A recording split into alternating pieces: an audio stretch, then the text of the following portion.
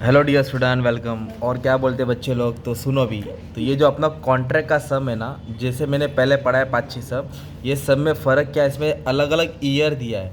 मतलब 2013-14 एक ईयर है, फिर उसके बाद और एक ईयर है। मतलब कॉन्ट्रैक्ट पूरा 2 साल 1.5 साल चल रहा है ऐसा है। एक ही कॉन्ट्रैक्ट है तो 2 साल चल रहा है। तो जब 2 ईयर का रहेगा ना तो 2 पेज पे बनाएंगे, 3 ईयर का रहेगा तो 3 पेज पे। आ जाओ, टाइम पास नहीं करके स्टार्ट कर देता हूँ। तो अभी सबसे पहले क्या है, ये फर्स्ट ईयर का है, ये सेकेंड ईयर का। अगर थर्ड ईयर का रहता तो 3 पेज और लेते। क्या लेते? 3 पेज। तो हम लोग क्या करेंगे, पहले फर्स्ट कॉलम को सॉल्व करने की कोशिश करते हैं, जिससे सीखे ना।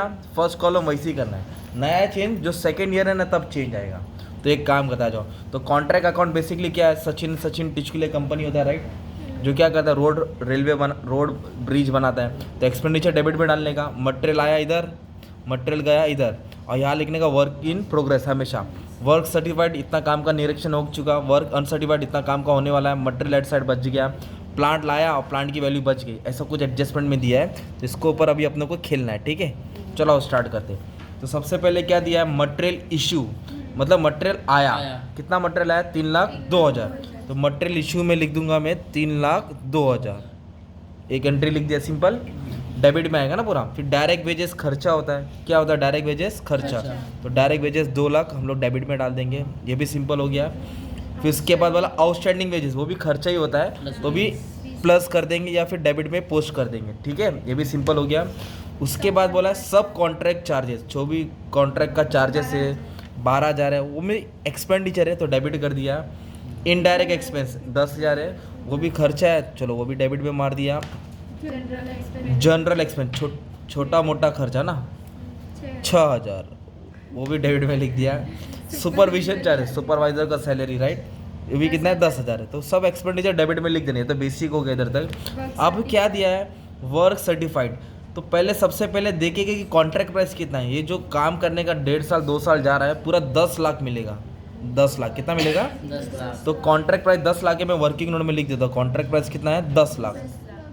और 10 लाख में से अपने को 7.5 लाख मिल गया। अभी क्यूमुलेटिव वर्ड है, क्या वर्ड है इधर? क्यूमुलेटिव। मतलब इधर 7.5 लाख मिल गया, तो बाद में 2.5 लाख मिलेगा। कुल मिला के 10 ही लाख मिला है। 7.5 और 10 लाख नहीं मिल रहा है, 7.5 और 2.5, 7.5 और 2.5। तो अपन तो 2013-14 का बना रहे ना, तो इसलिए अपन क्या लिख दिया इधर, मालूम है क्या? 7.5 लाख।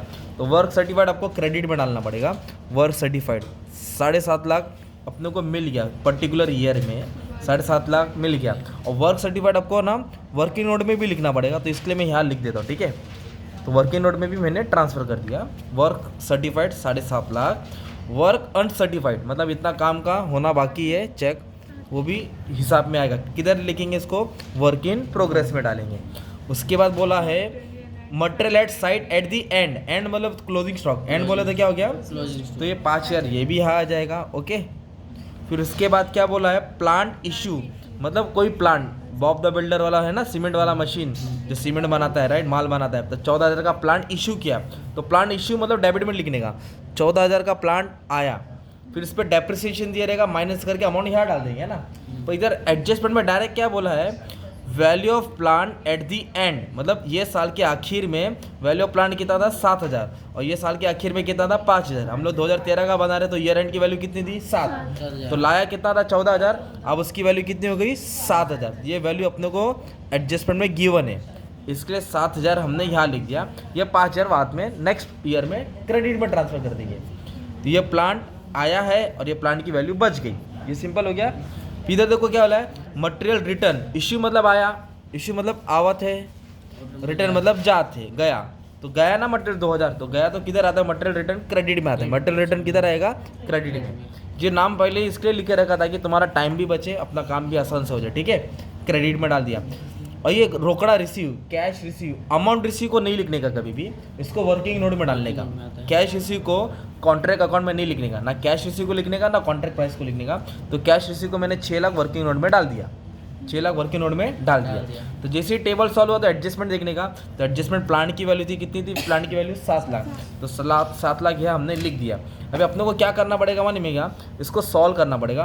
तो सॉल्व करेंगे ना तो अपने को प्रॉफिट मिलेगा या तो लॉस मिलेगा, प्रॉफिट मिलेगा तो लॉस मिलेगा। अपने इधर आ जाओ। तो ये टोटल से टोटल क्या करेंगे, अभी हम लोग माइनस करेंगे। तो इधर का टोटल ज़्यादा आ रहा है क्रेडिट का, और डेबिट का क्या आ रहा है? कम आ रहा है। तो क्रेडिट का टोटल ले रहे ना तो 7,72,000 आ रहा है, 7,72,000। तो तो दोनों तरफ लिख देंगे 7,72,000। ये ज़्यादा हो गया। अब 7,72,000 में तो पूरा चिल्लर माइनस करेंगे, ये पूरा चिल्लर क्या कर देंगे हम लोग, माइनस कर देंगे। तो ये आंसर है 1,98,000। कितना है, 1,98,000। मतलब क्रेडिट से डेबिट माइनस किया तो ये आंसर है। और इसको एक नाम देंगे नोशनल प्रॉफिट। नोशनल प्रॉफिट मतलब ये अभी प्रॉफिट तैयार नहीं है, अब इसको देखना है। तो ये बैलेंस कैसा है, ये टोटल से टोटल क्या किया हमने, माइनस किया। अब ये बैलेंस को यहाँ ट्रांसफ़र करना रहता है, तो इसको यहाँ लिखेंगे बाय नोशनल प्रॉफिट। क्या लिखेंगे, by notional profit brought down. कितना प्रॉफिट हुआ, 1,98,000। तो उसका टोटल ले लो 1,98,000, इधर भी लिख दो 1,98,000। कुछ प्रॉफिट मिलेगा उसको प्रॉफिट एंड लॉस बोलेंगे, और जो पैसा जमा रहेगा उसको वर्क इन प्रोग्रेस बोलेंगे। क्या मिलेगा, बोलेंगे उसको वर्क इन प्रोग्रेस। अब ये 1,98,000 में से उसको कितना मिलेगा और कितना नहीं मिलेगा, ये वर्किंग नोट के हिसाब से सॉल्व होएगा, राइट। तो वर्किंग नोट में सबसे पहले क्या लिखा हमने, वर्क सर्टिफाइड और कॉन्ट्रैक्ट प्राइस। ये दोनों क्यों लिखा, क्योंकि अब इससे मालूम पड़ेगा कि कितना टक्का काम हुआ है। तो परसेंट ऑफ वर्क कंप्लीटेड क्या लिखे आलेंगे हम लोग, कितना टक्का काम किया। तो फॉर्मूला क्या है, work certified divide by contract price. मतलब 7.5 लाख को 10 लाख से परसेंटेज दबा जाएगा, तुमको आंसर आ जाएगा। तो 75% आएगा। कितना आएगा, 75। इसको इससे डिवाइड किया और 100 दबा दिया, तो कितना टका काम हुआ, 75%। फिर इसके बाद तुमको ये भी टेबल में तुम लोग ने फॉर्मूला भी देखा रहेगा, चार्ट होता है, राइट। तभी मैं क्या घुमा रहा हूँ इधर को, कितना टका काम किया, 75%। तो 75% बोले तो थर्ड वाला आ रहा है। तो थर्ड वाला क्या रूल है, 2/3। क्या मिलेगा उसको, 2/3 मिल रहा है, राइट। एक सेकेंड ना जरा, हाँ अपना क्या है, 1 लाख वाला कंप्यूटर नहीं है ना, आ जाओ। तो 75% काम किया, तो 75% बोले तो थर्ड वाले में आ रहा है। तो उसको क्या मिलेगा, 2/3 किसका, notional profit, cash receive upon work certified. अगर मान लो 40% काम किया रहता तो 1/3 आता, कितना था, अब 20% तो ठेंगा, कुछ नहीं मिलता। तो ये लाइन आपको याद करने का बहुत सारे वीडियो में बता दिया, राइट। अब इसके बाद उसको बांटेंगे कैसे, तो 2/3 तो आपने लिख दिया, किसका 2/3, नोशनल प्रॉफिट। यह है ना 1,98,000। कैश रिसीव दिया था ना अपने को 6 लाख, एडजस्टमेंट एकदम लास्ट में था। कैश रिसीव कितना था, 6 लाख। इधर 6 लाख लिखेंगे और डिवाइड कॉन्ट्रैक्ट प्राइस से नहीं करना है, वर्क सर्टिफाइड से। किससे करना है, वर्क सर्टिफाइड, 7.5 लाख से, है ना। तो जब इसको सॉल्व करेंगे ना कैलसी में, पहले इसको डिवाइड करना, 1,98,000 से मल्टीप्लाई करना, इंटू 2 करना, डिवाइड बाय 3 करना। तो आपका आंसर आएगा 1,05,800। कितना आंसर आएगा, 1,05,800। तो ये 1,05,800 क्या हो जाएगा, प्रॉफिट हो जाएगा। क्या हो जाएगा, ये प्रॉफिट। तो 1,98,000 में से उसको 1,05,800 मिलेगा, और इसको माइनस करेंगे ना तो 92,400 है। कितना है, 92, वो जमा हो जाएगा, रिजर्व। क्या हो जाएगा, वो रिजर्व। कब मिलेगा, जब वो बाकी का पूरा काम 25% करेगा, तो ये भी प्रॉफिट उसका जमा हो जाएगा ना। तो ये एज यूजुअली करते थे, राइट। फिर अपनों को ये 2014 गया, तो अभी 2015 को एंड करना है। तो फिर वो कॉन्ट्रैक्ट का नया साल चला, तो अभी नया क्या सीखना है, मालूम है तुमको, नया क्या सीखना है, जो यहाँ क्रेडिट है ना वो डेबिट हो जाएगा। ये क्या लिखा, वर्क इन प्रोग्रेस, क्रेडिट है ना, तो उसको किधर डाल देंगे, डेबिट में। तो पूरे 4 नाम हम क्या कर दिया, डेबिट मार दिए। Work certified 7.5 lakh, work uncertified 8,000, material at side 5,000, और प्लांट की क्लोजिंग वैल्यू 7,000। तो पहले याद रखना, ये क्लोजिंग को किधर डाला, डेबिट में। ये क्लोजिंग को डेबिट डाला, और इधर देखो वर्क इन प्रोग्रेस है।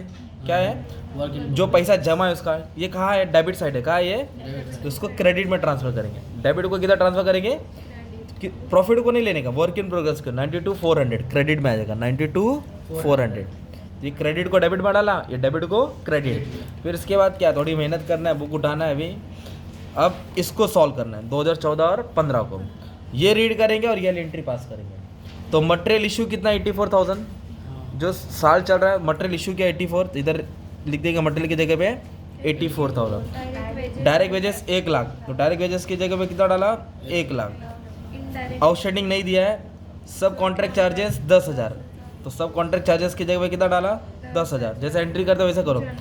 इनडायरेक्ट नहीं दिया, जनरल दिया 1400, और सुपरविजन 5,000, 1400 और 5,000, फटाक से एक्सपेंडिचर डाल दिया हमने। फिर ये दिख रहा है वर्क सर्टिफाइड, ये नहीं लिखने का। 10 लाख क्या था तुम्हारा, कॉन्ट्रैक्ट प्राइस था। 10 लाख क्या था, कॉन्ट्रैक्ट प्राइस। तो कॉन्ट्रैक्ट प्राइस मतलब हम जिसके लिए काम कर रहे हैं, तो जिसके लिए काम कर रहे हैं उसको कॉन्ट्रैक्ट ही बोलते हैं। क्या बोलते हैं, कॉन्ट्रैक्ट। तो जब नया साल एंड होता है, जब 2 साल का बनेगा, 3 साल का, जब फाइनल ईयर एंड होएगा, तो कॉन्ट्रैक्ट प्राइस पूरा 10 लाख इधर डाल देने का। क्या डाल देने का, कॉन्ट्रैक्ट प्राइस। ये नया आ गया, कॉन्ट्रैक्टी से 10 लाख लेना है। कितना लेना है, 10 लाख, सिंपल। ये नहीं लिखा हमने, कॉन्ट्रैक्ट प्राइस लिखा। क्या लिखा, कॉन्ट्रैक्ट। वर्क सर्टिफाइड नहीं लिखना, क्योंकि पूरा काम मुकम्मल हो जाता है ना, 25% काम कर देगा। फिर इधर बोला है वर्क सर्टिफाइड अनसर्टिफाइड नहीं दिया रहेगा क्योंकि काम पूरा हो जाएगा ना उसका। मटेरियल एट साइट नहीं बचा, मटेरियल साइट एट बचा नहीं है। प्लांट दिया है 2000, क्या दिया है, मतलब 2000 का प्लांट इशू किया था, 2000 का प्लांट लेके आया था। देखो ना इधर इशू वर्ड है ना, और इधर क्लोजिंग वैल्यू कितना दिया है 5000। 2014-15 का वैल्यू कितना दिया है 5000। पहले वाले ईयर में 7000 था तो इसलिए यहाँ 7 लिखा ना, और दूसरे ईयर में कितना है 5000, इसलिए इसको कितना लिखना पड़ेगा 5000 लिखना पड़ेगा। तो प्लांट के ऊपर डेप्रिसिएशन दिया रहेगा, मंथ दिया रहेगा, परसेंट, तो जैसे दिया वैसे इसके ऊपर खेल डेंजर आ सकता है। और मटेरियल रिटर्न दिया, कितना दिया मटेरियल रिटर्न 5000, तो हम 5000 का मटेरियल क्या कर दिया रिटर्न कर दिया, वो भी क्रेडिट में डाल दिया। और कैश रिसीव को नहीं लिखने का रहता है, कैश रिसीव को नहीं लिखने का रहता है। तो क्या मालूम पड़ा इधर से, ये क्लोजिंग था, इधर का क्लोजिंग, इधर का ओपनिंग हो गया, ये डेबिट था किधर डाला क्रेडिट में। जैसे एक्सपेंडिचर है वैसा डाल देने का था। और कॉन्ट्रैक्ट प्राइस लिखने का, क्या लिखने का कॉन्ट्रैक्टी का नाम डाल देंगे, कितने का कॉन्ट्रैक्ट प्राइस था 10 लाख। फिर इसको सॉल्व करेंगे ना तो ये सब कैलकुलेशन नहीं करना है, ये सब कैलकुलेशन सॉल्व करने की जरूरत, डायरेक्ट इसको उसका बैलेंस करो, जो भी आंसर आएगा वो उसका प्रॉफिट रहेगा। क्रेडिट ज़्यादा तो प्रॉफिट, डेबिट ज़्यादा तो लॉस। तो ये हो गया तुम्हारा 11,02,400, 11,02,400, ये ज़्यादा है तो इसमें से ये क्या कर देंगे माइनस कर देंगे, तो 1,30,000 उसका प्रॉफिट हो जाएगा, 1,30,000 क्या हो जाएगा उसका प्रॉफिट हो जाएगा। इस तरह तुमने क्या कर दिया, सम को सॉल्व कर दिया। तो नया क्या था, नया ईयर में जैसे ये सॉल्व करते वैसे सॉल्व करने का था। ये जो वर्क इन प्रोग्रेस क्रेडिट है ऊपर आके डेबिट होएगा, जो पैसा जमा था उसको क्रेडिट में क्या किया ट्रांसफर किया। और जो सेकेंड ईयर का एक्सपेंडिचर था पूरा डेबिट में डाला, मटेरियल आया मटेरियल गया, खर्चा इधर लिखा, प्लांट की क्लोजिंग वैल्यू दी थी वो भी लिख दिया, और कॉन्ट्रैक्ट ही अकाउंट 10 लाख का कॉन्ट्रैक्ट प्राइस वो लिखा, इसको बैलेंस करके डायरेक्ट उसको जेब में क्या मिलेगा प्रॉफिट, क्योंकि इसने यहाँ कितना परसेंट काम किया था 75%। और इधर पूरा रोड उसने मुकम्मल कर दिया रहेगा 25%, तो ये पूरा प्रॉफिट इसका जमा हो जाएगा। इस तरह तुम्हारा ईयर एंड होता है। अगर 3 साल करेगा तो 1 साल ऐसा बनेगा, फिर और 1 साल ऐसा बनेगा, फिर थर्ड ईयर में ऐसा करना पड़ेगा। ये तुम्हारा ईयर वाला कॉन्ट्रैक्ट अकाउंट था, ठीक है। Thank you very much and all the best.